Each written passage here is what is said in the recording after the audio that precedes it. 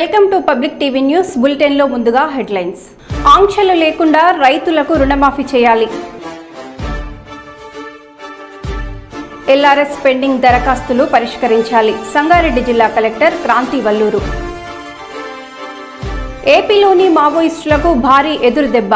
లొంగిపోయిన Maoist party కుంట area committee సభ్యుడు. మత్స్యకారుల వలలో చిక్కిన భారీ టేకు చేప. భారత్ బంద్ ఎఫెక్ట్, నిలిచిపోయిన ఆర్టీసీ బస్సులు. దట్టమైన నల్లమల అడవిలో రాత్రి భారీ వర్షం. వికారాబాద్ జిల్లాలో కల్తీ కల్లు తాగి 10 మందికి అస్వస్థత.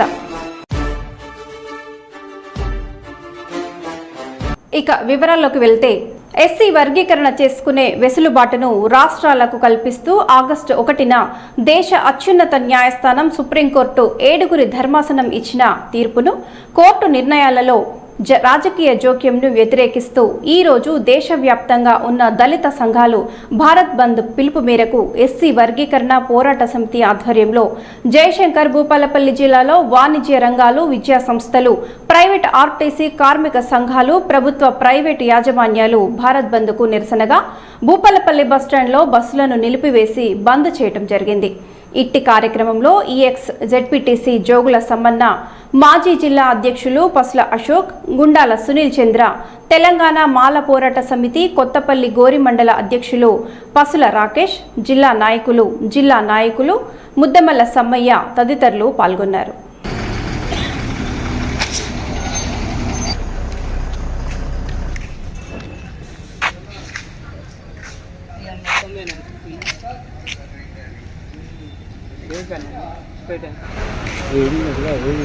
లోపలికి వేయండి.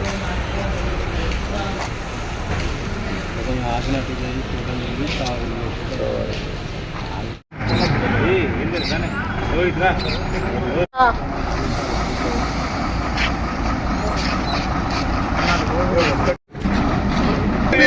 జై భీమ్, జై భీమ్, జై మాలా, జై జై మాలా, జై మాలా, జై జై మాలా. వర్గీకరణ వద్దురా, కలిసుంటే ముద్దురా. వర్గీకరణ వద్దురా, కలిసుంటే ముద్దురా. వర్గీకరణ వద్దురా, కలిసుంటే ముద్దురా. జై మాలా, జై జై మాలా, జై మాలా, జై జై మాలా. మాలల ఐక్యత వర్ధిల్లాలి, మాలల ఐక్యత వర్ధిల్లాలి, మాలల ఐక్యత వర్ధిల్లాలి. జై మాలా, జై జై మాలా, జై మాలా, జై జై మాలా, జై మాలా, జై జై మాలా. జై భీమ్, జై భీమ్, జై భీమ్, జై జై భీమ్. ఈరోజు ఎస్సీ వర్గీకరణ సందర్భంగా రాష్ట్ర బంద్ పిలుపునివ్వడం జరిగింది. ఈరోజు భారత్ బంద్ను పిలుపునివ్వడం జరిగింది. ఈరోజు జయశంకర్ జిల్లా నుండి ఇచ్చేసినట్టు మాలలందరూ వచ్చి స్వచ్ఛందంగా బంద్ పిలుపులో పాల్గొనడం జరిగింది.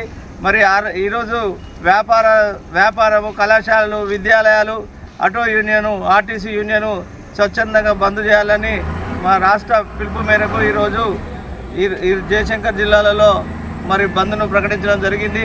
మరి ఎస్సీ వర్గీకరణ వ్యతిరేకంగా సుప్రీంకోర్టు ఆగస్టు 1వ తారీఖు ఇచ్చినటువంటి వర్గీకరణ వ్యతిరేకంగా ఈరోజు మాల మానాడు ఆధ్వర్యంలో మరి ఇచ్చినటువంటి వర్గీకరణను ఉపసంహరించుకోవాలి.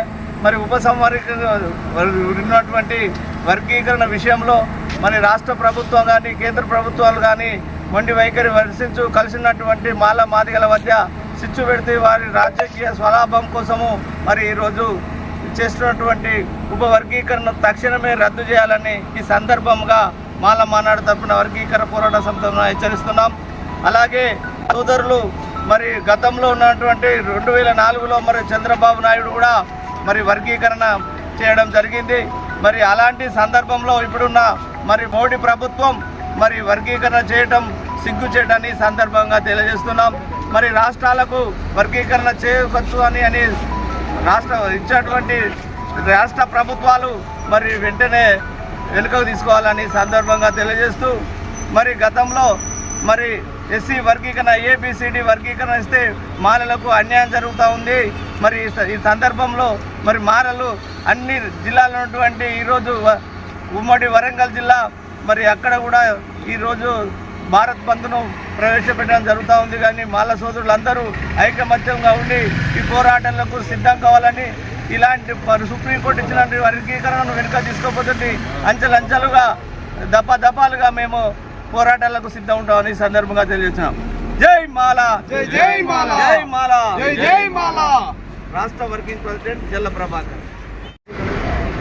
వర్గీకరణ విషయంలో కేంద్ర ప్రభుత్వం అనుసరిస్తున్నటువంటి విధానమైన, రాష్ట్ర ప్రభుత్వం అనుసరిస్తున్న విధానమైన ఈ పూర్తిగా కూడా ఒక ఎస్సీ జాతులను అవమానించినట్టే. ఎందుకంటే ఈ రాజ్యాంగం, అంబేద్కర్ ఇచ్చిన రాజ్యాంగాన్ని అమలు చేయడంలో బీసీ జనగణన అలాంటివి ఆపేసి ఎస్సీ వర్గీకరణ విషయంలో ఇంత దూకుడుగా ముందుకెళ్తున్న రాష్ట్ర ప్రభుత్వం, కేంద్ర ప్రభుత్వం అయినా కూడా అవి ఉపసంహరించుకోవాల్సిన అవసరం ఉంది. నిజంగా ఎస్సీలను గౌరవించిన ప్రభుత్వాలు అయితే ఎస్సీలలో ఒకసారి గ్రౌండ్ లెవెల్ వాళ్ళ యొక్క స్టేటస్ చూడండి, వాళ్ళ పరిస్థితులు చూడండి. ఇది కనుక జరిగితే దేశంలో ఎక్కడెక్కడ లోపాలు ఉన్నాయి, ఏ ప్రభుత్వాలు ఏ విధమైన విధానం అనుసరిస్తున్న విషయంలో మాలలు కనుక ఒకసారి విషయాలను బయటికి తీస్తే మీ యొక్క లోపాలు మొత్తం బయటపడతాయి. జాగ్రత్తగా దయచేసి అలాంటి ప్రయత్నాలు చేయకండి. జనం కోసం న్యాయం చేయండి. మీరు ఇది ఇంతటితో ఆపితే కనుక ఇది ఇంతటితో సర్దుమణిగితే, లేదంటే మాత్రం దీని యొక్క విషయంలో మాలలు పోరాడుతూనే ఉంటారు. నేను సునీల్ చంద్ర.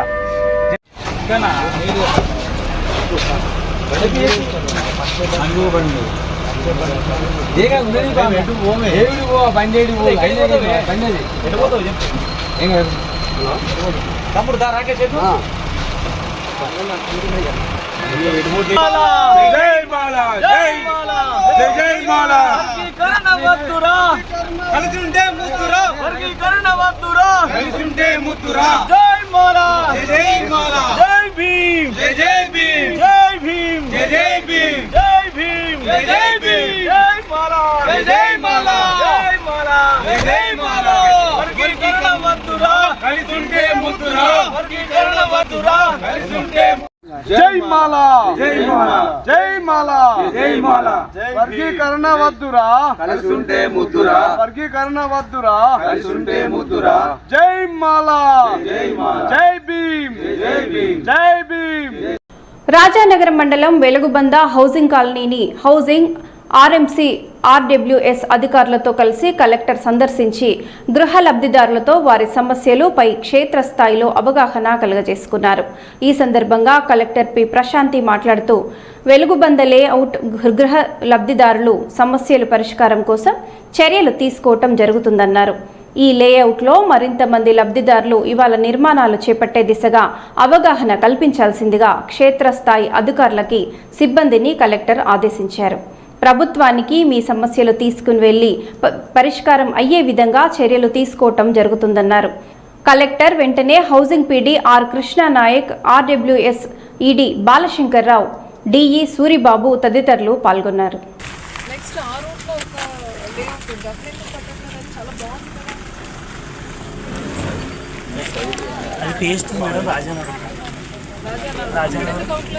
అది రీసెంట్గా ఎలక్షన్ అదే లేఅవుట్ చాలా బాగుంది కదా.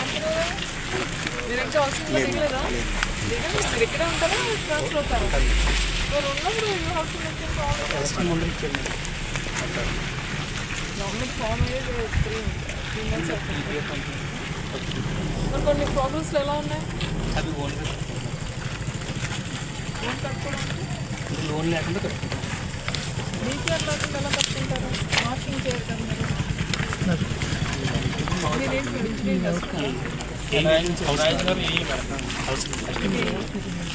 లోన్ లేకుండా బెనిఫిషరీ కాకుండా మీరు ఎలా పెట్టాలి? Without DPR how can you పట్టాలు ఇచ్చారు, అంతే పట్టాలు ఇచ్చారు. హౌసింగ్ బెనిఫిషరీ కాదు కదా. అయితే హౌసింగ్ బెనిఫిషరీ అవ్వకపోయినా కట్టుకుంటున్నారు. ఇక్కడే మీరు అనుకున్నంత కష్టాలు ఏం లేవండి. నేను కదా ఎలా ఉంది రోడ్డు కొంచెం రిపేర్ చేసుకుంటాం అంతేగాని మరీ అసలు ప్రోగ్రెస్ లేనంత అనుమానంగా అయితే లేదు కదా.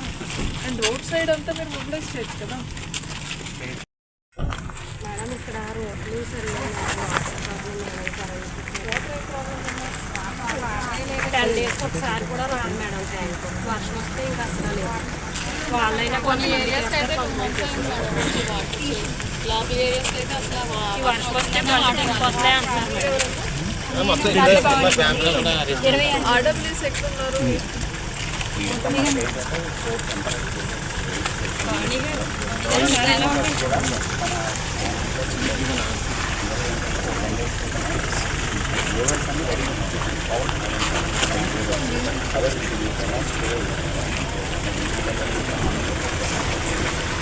ఓడ దాటే వరకు ఓడమల్లన్న, ఓడ దాటిన తర్వాత బోడమల్లన్న అన్న చందంగా కాంగ్రెస్ ప్రభుత్వం వ్యవహరిస్తోందని బీఆర్ఎస్ పార్టీ పెద్దపల్లి జిల్లా అధ్యక్షులు రామగుండం నియోజకవర్గ మాజీ ఎమ్మెల్యే కోరుకంటి చందర్ అన్నారు.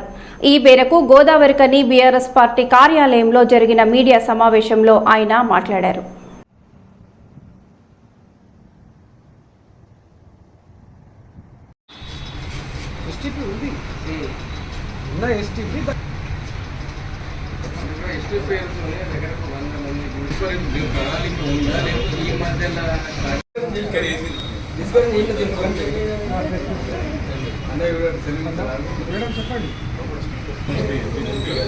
అవునండి, ఉదయం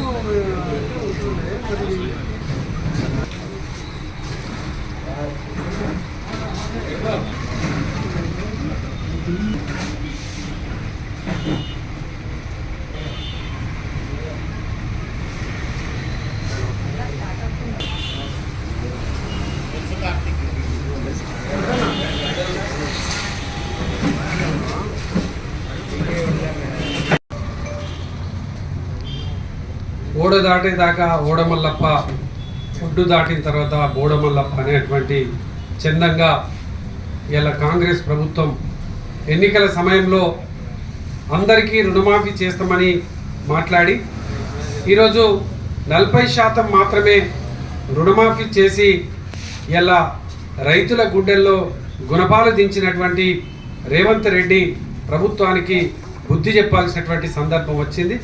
ఈరోజు బీఆర్ఎస్ పార్టీ తెలంగాణ వ్యాప్తంగా గౌరవనీయులు BRS party working president KT Rama Rao అన్న గారి పిలుపు మేరకు పెద్దపల్లి జిల్లా వ్యాప్తంగా ఈ యొక్క 22వ తారీఖు నాడు ఎలాంటి ఆంక్షలు లేకుండా రుణమాఫీ చేయాలని రైతుల పక్షాన డిమాండ్ చేస్తూ నియోజకవర్గ కేంద్రాలలో, మండల కేంద్రాలలో ధర్నాలను ఏర్పాటు చేయడం జరిగింది.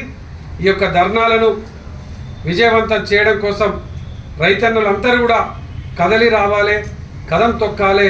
ఈ యొక్క ప్రభుత్వానికి బుద్ధి వచ్చేటువంటి విధంగా, బుద్ధి చెప్పేటువంటి విధంగా ఈ యొక్క కాంగ్రెస్ నాయకత్వాన్ని నిలదీయాలని కూడా ఈ సందర్భంగా నేను యావత్తు పెద్దపల్లి జిల్లాలో ఉన్నటువంటి రైతాంగానికి విజ్ఞప్తి చేస్తా ఉన్నాను.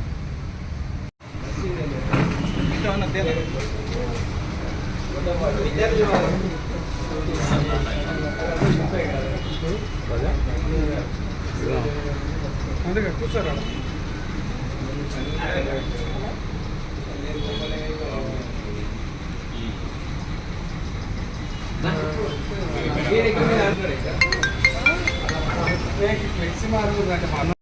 భారతదేశానికి సాంకేతిక విజ్ఞానాన్ని అందించి ప్రజలకు మెరుగైన పాలన అందించిన మహానుభావుడు మాజీ ప్రధాని రాజీవ్ గాంధీ అని ఎమ్మెల్సీ బస్వరాజ్ సారయ్య పేర్కొన్నారు. మాజీ ప్రధాని రాజీవ్ గాంధీ పుట్టినరోజు సందర్భంగా కాంగ్రెస్ పార్టీ నాయకులు జన్మదిన వేడుకలు ఘనంగా నిర్వహించారు. కార్యక్రమంలో ఎమ్మెల్సీ బస్వరాజ్ సారయ్య, వరంగల్ జిల్లా అధ్యక్షులు ఎర్రబెల్లి స్వర్ణ, నాయకులు గుంటేటి నరేందర్, జన్ను రవి, బస్వరాజ్ శ్రీమాన్, రాముల బాబు, ఎండి మస్తాన్ తదితరులు పాల్గొని కేక్ కట్ చేసి పండ్లు, మిఠాయి పంపిణీ చేశారు. ఈ సందర్భంగా ఎమ్మెల్సీ బస్వరాజ్ సారయ్య, ఎర్రబెల్లి స్వర్ణలు మాట్లాడుతూ భారతదేశానికి సాంకేతిక విజ్ఞానాన్ని అందించి ప్రజలకు మెరుగైన పాలన అందించిన మహానుభావుడు మాజీ ప్రధాని రాజీవ్ గాంధీ అని వారు అన్నారు.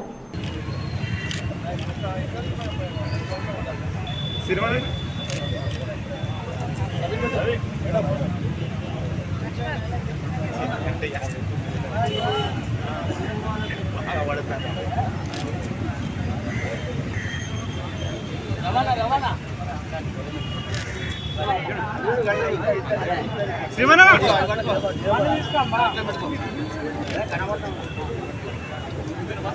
దీనికి వరంగల్లో ప్రజలంతా కూడా ఇవాళ ఒకటే రాజీవ్ గాంధీ గారి స్మరించుకోవడం జరుగుతుంది. రాజీవ్ గాంధీ గారు చేసిన సేవలన్నీ కూడా ఈ దేశానికి వెన్నెముక యువత అని చెప్పడం జరిగింది. యువతను ముందుగా ప్రోత్సహిస్తూ ఈ దేశంలో మొట్టమొదటి స్థానంలో ఈ దేశం ఉండాలంటే యువత ముందుండాలి అని ఒక ఆలోచన చేసింది రాజీవ్ గాంధీ గారు. నిజంగా చూస్తే కాంగ్రెస్ పార్టీ త్యాగాల పార్టీ, ఎన్నో త్యాగాలు చేసి ఇవాళ ఈ దేశం కోసం ప్రాణాలు అర్పించిన ఎందరో మహానుభావులు ఉన్నారు. దాంట్లో ఇందిరాగాంధీ గారు కానివ్వండి, రాజీవ్ గాంధీ గారు కానివ్వండి, ప్రాణాలు అర్పించి ఈ దేశం కోసం త్యాగం చేయడం. అలాగే సోనియా గాంధీ గారు కూడా హిమాలయ పర్వతాల కన్నా కూడా ఎత్తుగా ఎదుగున్నారు. ఎందుకంటే 2 సార్లు కూడా ప్రధానమంత్రి పదవి వస్తే కూడా నాకు ఈ కుర్చీ కాదు కావాల్సింది, జనం గుండెల్లో చిరస్థాయిగా ఉండే కుర్చీ కావాలని ఆమె కోరుకు జరిగింది. రాహుల్ గాంధీ గారు కూడా ప్రధానమంత్రిగా కానీ మంత్రిగా నాకు అవసరం లేదు, ప్రజల మధ్యన ఉంటానను భారత్ జోడో యాత్ర ద్వారా ప్రజలందరినీ మమేకం చేస్తూ ఈ దేశం కోసం మనమందరం ఏకమై ఉందామని ఒక పిలుపునివ్వడం జరిగింది. రాజీవ్ గాంధీ ఆశయాలు కొనసాగించాలనే ఏకైక లక్ష్యంతో కాంగ్రెస్ పార్టీ ఈ దేశానికి ఈరోజు కంప్యూటర్ యుగంలో రావడానికి ఇవాళ మీరందరూ కూడా సెల్ ఫోన్ చెల్లబడుతుంది ఫోన్ చేసుకుంటే కదా, సెల్ ఫోన్ రావడానికి కూడా ఆనాడు రాహుల్ గాంధీ గారి యొక్క రాజీవ్ గాంధీ గారి యొక్క ఆలోచన విధానమే ఈ భారతదేశాన్ని టెక్నాలజీగా ప్రపంచంలో ఒక తీసుకుంటాలనే ఒక సంకల్పంతో చేసిన కార్యక్రమం. ఆనాడు కూడా ఎన్నో రాజకీయ పార్టీలు, అన్ని రాజకీయ పార్టీలు కూడా ప్రతిపక్ష పార్టీలు కూడా రాజీవ్ గాంధీ గారిని చాలా విమర్శించడం జరిగింది. ఏ రాజకీయ పార్టీ విమర్శించారో వారందరూ కూడా దేవులో సెల్ ఫోను సంఖ్యలో ల్యాప్టాప్ పట్టుకొని చెప్తున్న రోజు వచ్చింది. ఎక్కడ పోయినా కానీ ఆన్లైన్ కావాలంటే ఇలా ల్యాప్టాప్ కానీ సెల్ ఫోన్ కావాలి. విప్లవాత్మకమైన మార్పులు తెచ్చిన దేశంలో రాజీవ్ గాంధీ గారు అన్నిటికన్నా ఇంకా గ్రామాలను కూడా పట్టణాలు కూడా అభివృద్ధి పడడానికి గ్రామ స్వరాజ్యం కావాలనే మహాత్మా గాంధీ గారి యొక్క కళల్ని నిజం చేసిన ఏకైక నాయకుడు రాజీవ్ గాంధీ గారికి చెప్పగలరు. ఢిల్లీ నుంచి సరాసరి రాష్ట్రాలకు సంబంధం లేకుండా గ్రామ పంచాయతీకి, మున్సిపాలిటీకి మన నిధులు డైరెక్ట్ సమర్పించిన ఏకైక ప్రధానమంత్రి దేశానికి రాజీవ్ గాంధీ విషయాన్ని అందరూ కూడా గుర్తించుకోవాలి. మరి ఈనాడు కూడా యువత కూడా మనసు పెట్టి తీసే ప్రతి ఫోటోలో జీవకళ ఉట్టిపడుతుంది. జిల్లా కలెక్టర్ క్రాంతి వల్లూరు కలెక్టర్లో ఘనంగా ప్రపంచ ఫోటోగ్రఫీ దినోత్సవం. మంచి మనసు పెట్టి తీసే ప్రతి ఫోటో జీవకళ ఉట్టిపడేలా చేస్తుందని జిల్లా కలెక్టర్ వల్లూరి క్రాంతి అన్నారు. మంగళవారం కలెక్టరేట్లోని సమావేశ మందిరంలో ప్రపంచ ఫోటోగ్రఫీ దినోత్సవాన్ని నిర్వహించారు. ఈ కార్యక్రమానికి జిల్లా collector Kranthi Valluru, TSIIC chairman Nirmala Jagga Reddy, జిల్లా ఎస్పీ రూపేష్ ముఖ్య అతిథులుగా హాజరయ్యారు.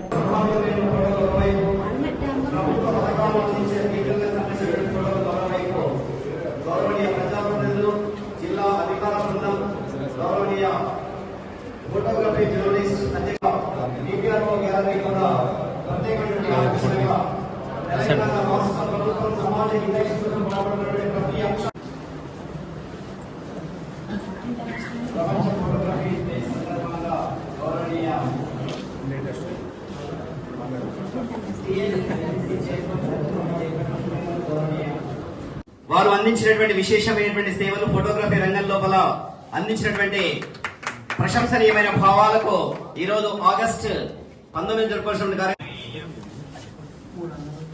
గావించి మరొకసారి వారిని జ్ఞాపకం చేసుకునే ప్రశంసనీయమైన సందర్భంలో సంగారెడ్డి జిల్లా కలెక్టరేట్ అన్న సత్యనారాయణ గురుస్వామి వారు కూడా గౌరవనీయ కలెక్టర్ మేడం గారికి పుష్పగుచ్చాన్ని అందించాల్సిందిగా విజ్ఞప్తి చేస్తా ఉన్నాం.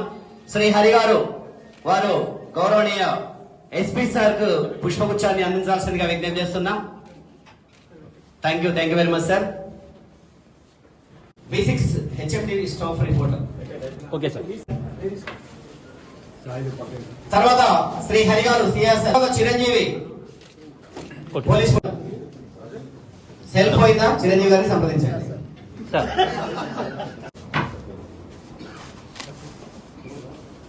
తర్వాత కార్యక్రమ అధ్యక్షులు గట్టిగా చప్పట్లతో ఈ అభినందన క్షణాలు మనం కూడా భాగస్వామ్యం అవుదాం. Thank you very much.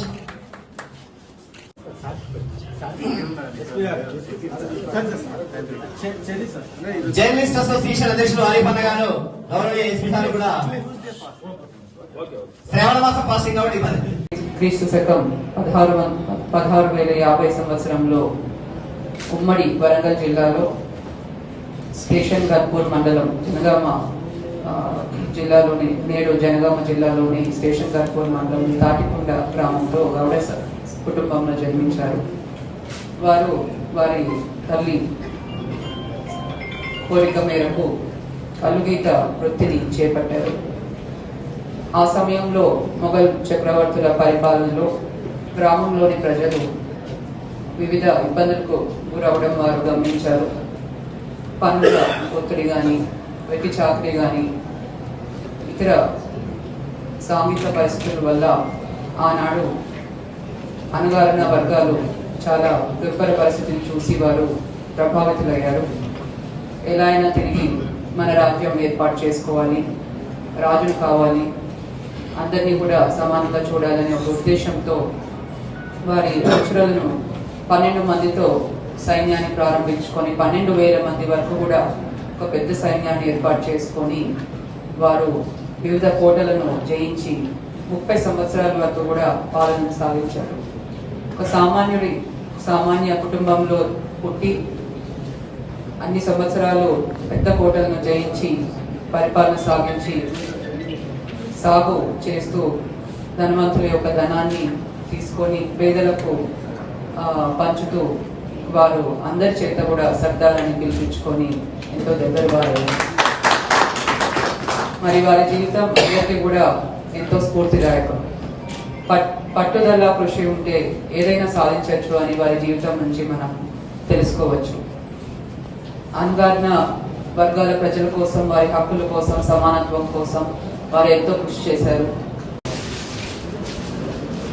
Photographers అంటేనే అసలు వాళ్ళు ఖాళీనే ఉండదు, రాత్రి ఉండదు, పగలు ఉండదు. ఎప్పుడైనా ఏ విషయం ఎక్కడ తెలిసినా నేను ముందు పోయి ఫోటో తీయాలి, నేను ముందు ప్రజలకు తీసుకెళ్లాలనే ఆకాంక్ష తప్ప మరి వాళ్ళకి ఏమి కూడా ఉంది కాకుండా, అంటే వాళ్ళ సొంతానికి ఆలోచన లేకుండా ఏ రాత్రి పగలు అనకుండా మరి కష్టపడే వ్యక్తి తత్వం ఉన్న మనుషులంటే ఒక ఫోటోగ్రాఫర్స్. ఇప్పుడు పోలీస్ డిపార్ట్మెంట్ అంటే డ్యూటీలు ఉంటే ఆ డ్యూటీలోనే పనిచేస్తారు. ఇప్పుడు ఎవరిమైనా డ్యూటీ టైమే ఉంటుంది, కానీ ఫోటోగ్రాఫర్ మాత్రం డ్యూటీ టైం అంటూ ఉంటుంది. ఏ టైమా ఏ వెళ్ళైనా కానీ పోవాల్సిన పరిస్థితి. వాళ్ళు వెళ్ళాలా వెళ్ళొద్దని కూడా ఆలోచన ఉండదు. ఫస్ట్ ఫోటో తీయాలి, అది పబ్లిక్లో తేవాలనే ఉద్దేశం ఉంటుంది. అది చాలా వరకు ఒక చిన్న ఫోటో ఎంతో మందిని కదిలించిన ఫొటోస్ చాలా ఉంటాయి. కోవిడ్ టైంలో పోలీస్ గురించి చెప్పాలంటే పోలీస్ కానిస్టేబుల్ డ్యూటీ అయిపోయిన తర్వాత అక్కడ కూర్చొని రోడ్డు మీద అన్నం పెట్టుకుని తింటాము. ఆ ఒక్క ఫోటో తీసిన ఎవరు తీసిరో కానీ ఆ ఒక్క ఫోటో పోలీసులు ఎంత కష్టపడుతున్నారు డే అండ్ టైం అన్న ఇంపాక్ట్ అనేది క్రియేట్ చేస్తుంది. సో సేమ్ ఫొటోస్ కోవిడ్ టైంలో బయట కూర్చొని తిన్నప్పుడు డాక్టర్స్ కానీ ఆ ఫొటోస్ అనేది ఇప్పుడు డాక్టర్లు ఎంతో పనిచేశారు, ఇప్పుడు పోలీసు వాళ్ళు పనిచేశారు, ప్రెస్ వాళ్ళు పనిచేశారు. నిన్న రాత్రి శ్రీశైలంలో కుంభవృష్టి రాత్రి 9 నుంచి మొదలైన వర్షం 11:30 నుంచి తెల్లవారుజామున 2:30 వరకు బీభత్సం సృష్టించింది. కొత్తపేట కాలనీలోని ఇళ్లలోకి వరద ప్రవాహం భయాందోళనలో శ్రీశైలం ప్రజలు. శ్రీగిరి కాలనీ నుంచి పాతాళగంగ వరకు లోతట్టు ప్రాంతాలు జలమయమయ్యాయి. వరద బీభత్సం సృష్టించింది.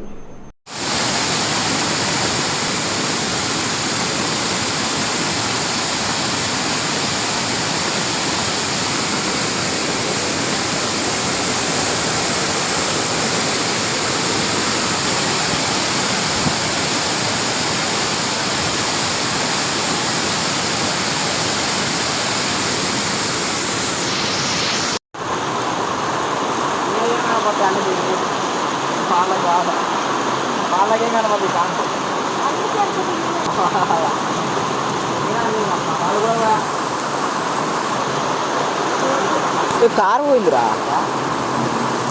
కారు పోయిందన్నా.